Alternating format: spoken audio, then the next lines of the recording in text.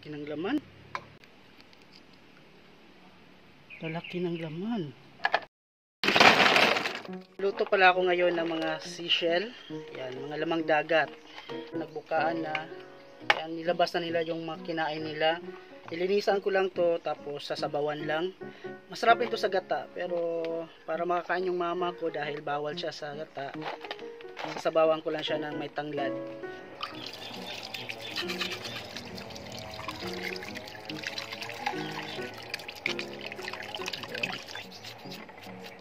Yan, malinis na.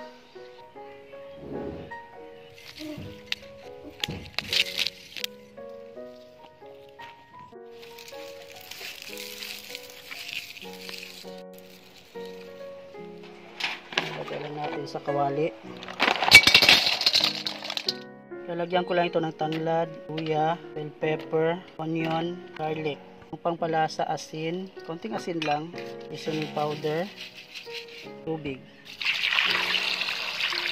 Hindi makarami. Nakalimutan pa tong kamatis.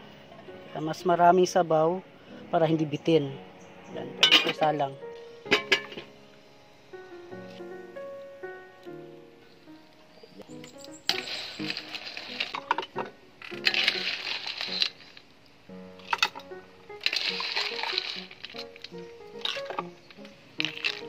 Ito na yung sinabawang lamang dagat. Ayan, sobrang sarap. Ang amoy pa lang.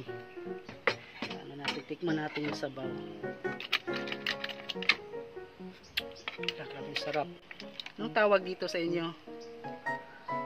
Ayan, masarap to isa sausaw sa suka. Ayan.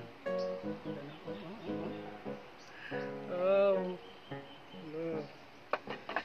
Sausaw natin sa suka na may asin. Ayan, oh. Oh. Lasa. Lalaki ng laman.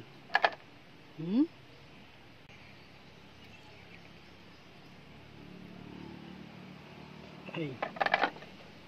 Yan, oh. Ang lalaki ng laman. Sasawsaw natin suka. Sabaw tayo. Yan.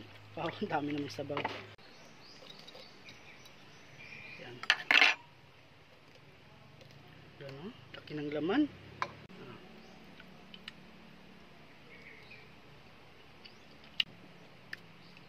Sarap. Yan, oh.